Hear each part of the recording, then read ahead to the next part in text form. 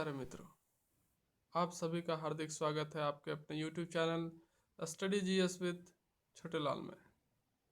प्यारे दोस्तों, हम लोगों ने चर्चा की थी जो यूरोपियन कंपनियां कौन कौन सी थी जो भारत आए थे। हमने देखा था प्यारे दोस्तों कि सर्वप्रथम Portuguese company, Dutch company, British company, Danish company and French कंपनियां जो थी भारत आई और अपना यहाँ व्यापार की और प्रशासन भी चलाई, है ना। तो हम जैसे कि पढ़ रहे हैं प्यारे दोस्तों, मॉडर्न इंडिया का chapter modern India Indian history में मॉडर्न इंडिया पढ़ रहे हैं और मॉडर्न इंडिया का एक जो टॉपिक है वो हमने कंप्लीट कर लिया कि यूरोपीय कंपनियों का भारत में आगमन का जो चैप्टर था वो हमने कंप्लीट कर लिया प्यारे दोस्तों। अब हम इंडियन हिस्ट्री के मॉडर्न इंडिया को आगे देखते हैं कौन सा चैप्टर आएगा प्यारे दोस्तों, कौन सा टॉपिक आएगा। वो होगा प्यारे दोस्तों मुगल साम्राज्य का पतन, decline of Mughal empire. Okay प्यारे दोस्तों, तो प्यारे दोस्तों आज की क्लास को स्टार्ट करते हैं। उम्मीद करता हूँ कि आप सभी को मेरे द्वारा ये जो वीडियो बनाया जा रहा है पसंद आ रहा होगा। और प्यारे दोस्तों, आप लोगों से नम्र निवेदन है कि आप ज़्यादा से ज़्यादा अपने इस चैनल को like, share, comment and subscribe ज़रूर करें। तो प्यारे दोस्तों, बिना टाइम गंवाए आज की क्लास को स्टार्ट करते हैं जिसके टॉपिक का नाम है डिक्लाइन ऑफ मुगल एम्पायर, है ना, मुगल साम्राज्य का पतन। क्या प्यारे दोस्तों, मुगल साम्राज्य का पतन। और मुगल साम्राज्य के पतन का जो काल होता है, जो टाइम पीरियड है प्यारे दोस्तों, वो है 1707 से 1857। कौन सा काल के बारे में हम चर्चा करते प्यारे दोस्तों? 1707 से लेकर 1857 के बीच का जो काल होता है इसे ही कहा जाता है मुगल साम्राज्य का पतन, है ना। तो प्यारे दोस्तों, जैसे आप जानते होंगे कि मुगल साम्राज्य कितना शक्तिशाली, कितना बड़ा साम्राज्य के क्षेत्र में अपना शासन चलाते थे हमारे देश भारत में, है ना। इसका साम्राज्य विस्तार बहुत ज़्यादा था। महान शासक भी हुए मुगल एम्पायर में। तो आखिरकार इतने बड़े साम्राज्य का तो पतन भी हुआ प्यारे दोस्तों। वो कैसे हुआ, क्या कारण रही थी कि इनका पतन हमें देखने को मिलता है? ये तो थे बहुत शक्तिशाली, लेकिन जैसा बोलते हैं ना कि आदमी कितना भी ताकतवर हो, कितना भी शक्तिशाली हो, लेकिन एक टाइम ऐसा आएगा, एक समय ऐसा आएगा कि वो बूढ़ा होकर कमज़ोर हो जाएगा।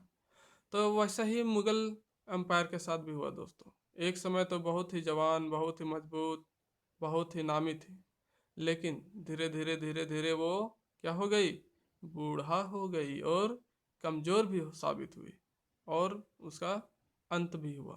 किसका? मुगल एम्पायर का। तो प्यारे दोस्तों, हम आज देखेंगे कि जो मुगल एम्पायर था उसका पतन होने का क्या रीजन था, क्या कारण था, है ना। कारण of decline of Mughal empire, है ना, reason of decline of Mughal empire के बारे में हम देखेंगे। तो प्यारे दोस्तों, इसमें हम देखते हैं कौन सा कारण होता है कि इसमें यही हम देखते हैं प्यारे दोस्तों कि जितना भी, है ना, जितने भी मुगल बादशाह हुए और जितना भी शासक बने, है ना, वो क्या हुए, बहुत योग्य और ताकतवर हुआ करते थे, बहुत ज़्यादा शक्तिशाली हुआ करते थे। भारत के अन्य राजाओं को अपने वश में करके रखते थे। परंतु, है ना, जितना मुगल साम्राज्य के जो पूर्वज थे वो शक्तिशाली हुआ करते थे, लेकिन जैसे ही औरंगजेब की मृत्यु हुई, है ना, जैसे ही औरंगजेब की मृत्यु हुई और उसके बाद जो उसके उत्तराधिकारी आए, जितने भी उत्तराधिकारी आए, सारे के सारे क्या कमजोर साबित हुए, है ना, क्योंकि वे उतना योग्य नहीं थे जितना औरंगजेब और उससे पहले के शासक हुआ करते थे। औरंगजेब के से पहले, औरंगजेब और उससे पहले के जो शासक हुआ करते थे बहुत ही ताकतवर हुआ करते थे, योग्य हुआ करते थे। लेकिन औरंगजेब की जब मृत्यु हुई, है ना, उसके बाद से क्या हुआ, डिक्लाइन होना स्टार्ट हो गया मुगल एम्पायर का। तो कारण में यही है, फर्स्ट कारण प्यारे दोस्तों, कि औरंगजेब के मृत्यु के बाद जितने भी क्या हुए, शासक हुए, सब क्या हुए, क्या बोलते हैं, अयोग्य साबित हुए, है ना। जैसे ही औरंगजेब मरा वैसे ही वहाँ जो है क्या हुआ, अलग अलग दल बनना स्टार्ट हो गया, है ना। और वहाँ पर दलबंदी होने लगा, है ना। जैसे ही औरंगजेब की मृत्यु हुई तो वहाँ जो एकजुटता हुए थे, जो प्रशासन चलाया करते थे मुगल बादशाह, है ना, वो देखने को नहीं मिला। सभी लोगों के बीच क्या हो गया, अलग अलग दल बनना स्टार्ट हो गया, है ना, दलबंदी होना स्टार्ट हो गया, जिसे मुगलों का क्या हुआ, विघटन हुआ। अब दल बनेगा, अलग अलग ग्रुप बनेगा प्यारे दोस्तों, तो अलग अलग खंडों में, या फिर बोल सकते हैं मुगल का क्या हो सकता है, विघटन होना स्टार्ट हो गया। कोई मिलके अलग ग्रुप बना रहा है, दो चार आदमी मिलके अलग ग्रुप बना रहा है। तो जो एकजुटता देखने को मिलती थी मुगल साम्राज्य में, वो खत्म हो गई। कब, जब औरंगजेब की मृत्यु हुई तब, उसके बाद से, है ना। तो औरंगजेब की मृत्यु कब हुई थी प्यारे दोस्तों, 1707 ईस्वी में। कब, 1707 ईस्वी में उसकी मृत्यु हुई थी। और उसी के बाद से मुगलों का जो है पतन स्टार्ट हो गया। आगे देखते हैं प्यारे दोस्तों कि इधर, एक तो उधर उसके उत्तराधिकारी जो थे अयोग्य साबित हो रहे थे, है ना, उतनी योग्यता उनमें नहीं थी कि मुगल साम्राज्य का प्रशासन सही से चला सके और उसका साम्राज्य विस्तार कर सके। तो क्या हुआ उसके बाद प्यारे दोस्तों कि जो मराठा और पेशवा हुआ करते थे, है ना, जो मराठा और पेशवा हुआ करते थे, वे लंबे समय से मुगलों के खिलाफ क्या कर रहे थे, संघर्ष कर रहे थे। लंबे समय से मुगलों के खिलाफ संघर्ष कर रहे थे, है ना। जैसे ही मुगल कमजोर हुए वैसे ही उन पर वे क्या हो गए, हावी हो गए। वे ताक में बैठे थे कि मुगल साम्राज्य कब कमजोर होगा, कब उसकी ताकत जो हो कम होगी, है ना। और इस तरह से उन पर वे क्या हो गए, हावी हो गए, मतलब कि अटैक, आक्रमण करना शुरू कर दिए।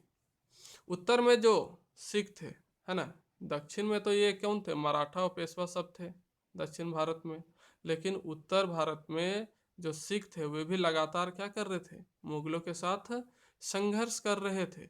मुगलों के साथ संघर्ष कर रहे थे, जो एक क्या हुआ, बड़ा कारण बना किसका, मुगल साम्राज्य के पतन का। तो ये था दक्षिण और उत्तर के बाद।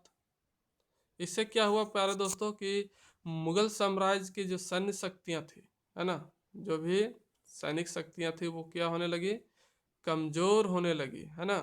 और औरंगजेब की जो धार्मिक कट्टर नीति थी वह एक प्रमुख कारण बनी।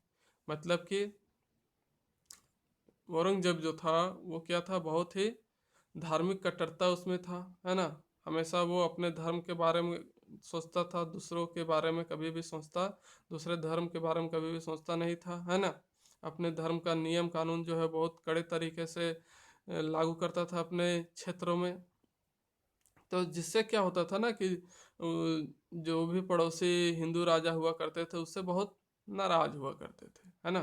क्योंकि वह उन पर जोर जबरदस्ती करके उनके खिलाफ जो है मुस्लिम धर्म का प्रचार प्रसार और उसके नियमों को वो क्या करता था, फैलाता था और लागू करता था।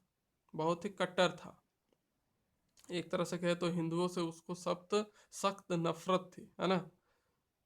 हिंदुओं के बारे में वो ज़्यादा सोचता नहीं था, अपने सिर्फ धर्म प्रचार या फिर धर्म की नीतियों को चारों तरफ फैलाता था। और उसको एकदम से क्या बोलते थे कि नेसेसरी कर दिया जाता था। उसके खिलाफ जो भी जाता था उसके साथ क्या करता था, वो बहुत ही निर्दयता बोल सकते हैं या फिर कठोर दंड का उपयोग करता था। जिसके कारण क्या हुआ कि आधे से अधिक जो राजा थे, है ना, हिंदू राजा, वो उनसे नाराज रहा करते थे। तो मृत्यु हो जाती है किसकी, औरंगजेब के बाद, औरंगजेब की, जिससे पहले से ही जो हिंदू राजाएं थे वो क्या थे, उससे बहुत ही नाराज चल रहे थे। तो ये भी एक कारण बना प्यारे दोस्तों। अब नाराज चल रहे थे तो औरंगजेब जैसे ही मरा होगा, है ना, वैसे ही उनको क्या मिला, मौका मिला मुगलों पर आक्रमण करने का, है ना। टूट पड़े एकदम मुगलों पर कि ना भैया, आप तो नहीं मानेंगे, तो हार शासक तो गया, है ना। अब किस बात की डर, तुम लोग तो अयोग्य हो, तुम में उतनी ताकत नहीं। और इस तरह से बहुत सारे जो हिंदू राजा थे वो मुगलों पर टूट पड़े और उन पर आक्रमण करना शुरू कर दिए। तो इस तरह से धीरे धीरे मुगलों का क्या पतन स्टार्ट हो गया। साथ ही जो मुगल शासक बन के आया उसके उत्तराधिकारी के लिए उसके बेटे आपस में लड़ने लगे, है ना।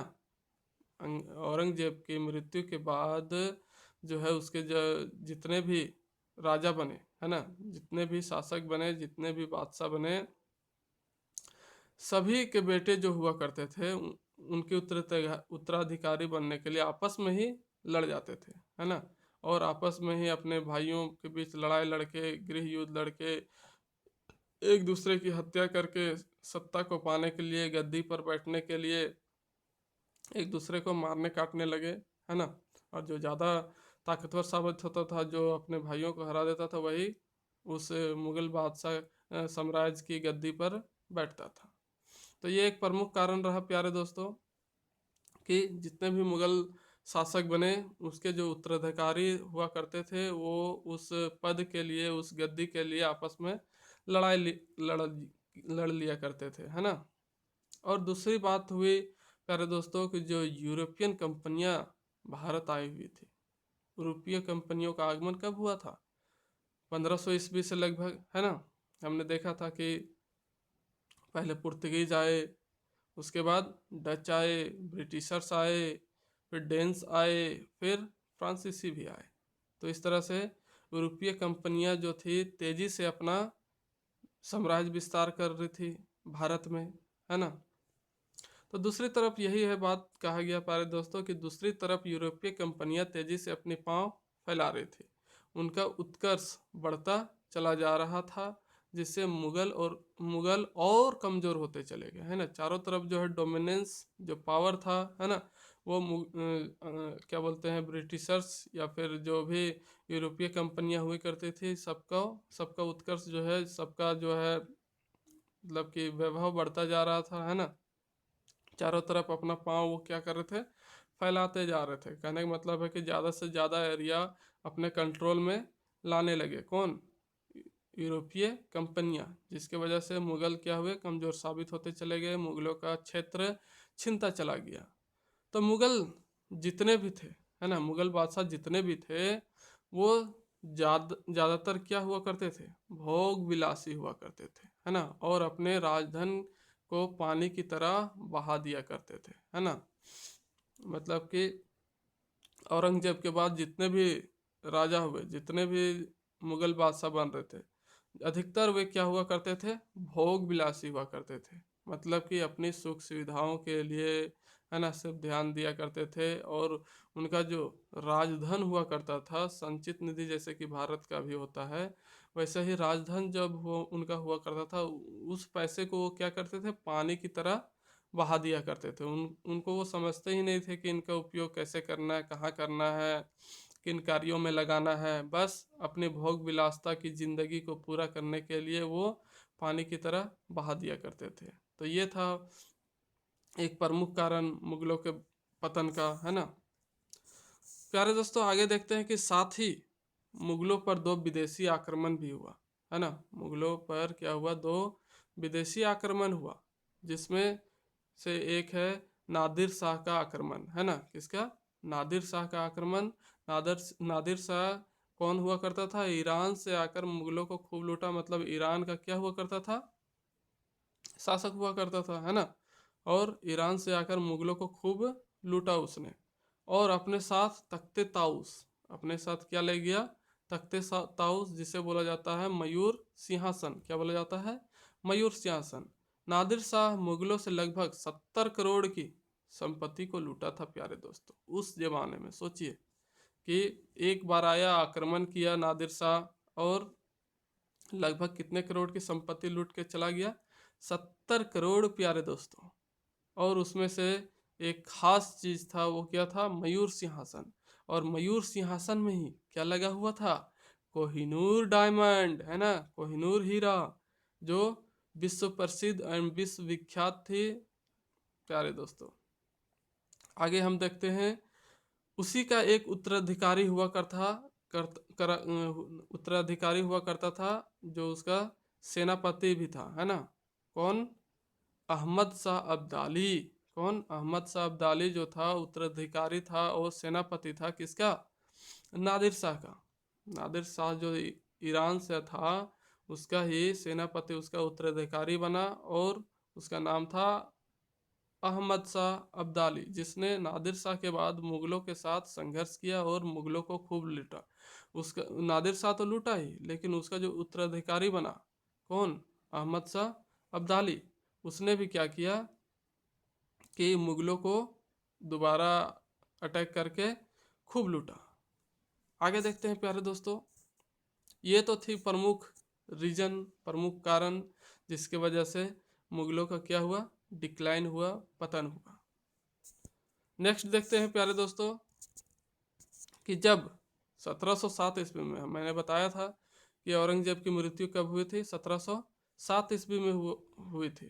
तो जब 1707 ईस्वी में औरंगजेब जो मरा, तब मुगलों के 21 प्रांत हुआ करते थे। अब कहानी स्टार्ट होती है प्यारे दोस्तों कि इस काल में, है ना, 1707 से हमने 1857 के बीच देखा था कि इस काल को मुगलों का पतन कहा जाता है। तो इसकी शुरुआत कैसे कैसे हुई, उसके बारे में कुछ विस्तार जानते हैं कि औरंगजेब जब 1707 ईस्वी में मरा, तब मुगलों का कितना प्रांत हुआ करता था? 21 प्रांत हुआ करता था, है ना। मुगल साम्राज्य के में प्रांतों को सूबा कहा जाता था प्यारे दोस्तों। जो मुगल साम्राज्य हुआ करती थी, उसके जो प्रांत हुआ करते थे, उसको क्या बोला जाता था? सूबा कहा जाता था। जिसमें से 21 सूबा था, तो जिसमें से एक सूबा जो था कहाँ था? काबुल अफगानिस्तान में था। काबुल अफगानिस्तान में था। और 14 सूबे जो थे वो कहाँ थे? नॉर्थ इंडिया में थे, उत्तरी भारत में थे। और 6 सूबा जो था कहाँ था? साउथ इंडिया, दक्षिणी भारत में हुआ करता था प्यारे दोस्तों। आगे हम देखते हैं प्यारे दोस्तों कि साउथ इंडिया में जो 6 सूबा हुआ करते थे वे कौन कौन थे? तो साउथ इंडिया के 6 सूबा जो थे वे क्या थे? औरंगाबाद, बरार, बीजापुर, गोलकोंडा। गोलकोंडा को ही अभी बोला जाता है हैदराबाद, है ना। गोलकोंडा कर्नाटक, अहमदनगर, है ना, हुआ करते थे। जैसे ही औरंगजेब मरा, तब मुगलों का इसका खामियाजा भुगतना पड़ा, क्योंकि औरंगजेब के 3 बेटे थे, है ना। जैसे ही औरंगजेब मरा, तब मुगलों को इसका खामियाजा भुगतना पड़ा, क्योंकि औरंगजेब के क्या थे? 3 बेटे थे। तो और तीनों में क्या हुआ? उत्तराधिकारी बनने के लिए तीनों में आपसी लड़ाई, आपसी युद्ध स्टार्ट हो गया, है ना। आगे देखते हैं प्यारे दोस्तों कि किस तरह से इनके बीच लड़ाई लड़ा गया। तो औरंगजेब की मृत्यु के बाद उत्तराधिकारी का जंग मुअज्जम और आजम के बीच हुआ। उत्तराधिकारी बनने का जो जंग हुआ, उसके 3 बेटे थे। कौन कौन? मुअज्जम, आजम और कामबख्श। उसके मुख्यतः 5 बेटे थे प्यारे दोस्तों, लेकिन 2 बेटों की जो मृत्यु हुई थी वो औरंगजेब के जिंदा रहते, जीवित रहते ही हो गई थी, है ना। लेकिन जब औरंगजेब मरा, उसके बाद उसके कितने बेटे थे? मुअज्जम, आजम और काम बख्श। तो सत्ता के लालच में, सत्ता को पाने के लालच में इनके बेटे आपस में ही लड़ाई लड़ बैठे, जिसमें औरंगजेब के जो 2 बेटे हुआ करता था, मुअज्जम और आजम। मुअज्जम और आजम मतलब कि बड़ा बेटा और उसे छोटा बेटा जो था, आपस में क्या किया? लड़ाई लड़ बैठा, है ना। कहने लगा कि "ए दद्दा, हम शासन करबो, है ना।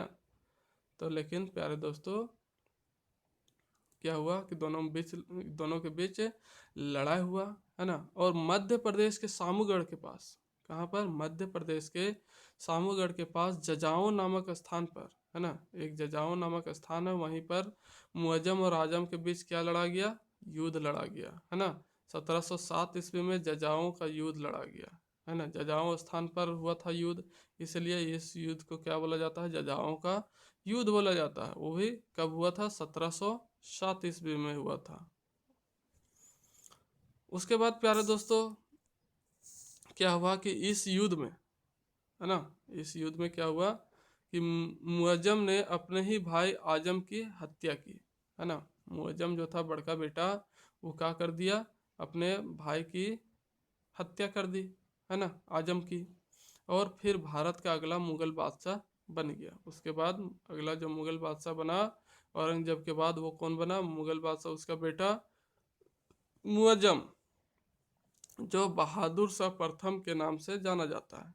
जो मुअज्जम था उसे ही क्या बोला जाता है, बहादुर शाह प्रथम बोला जाता है प्यारे दोस्तों।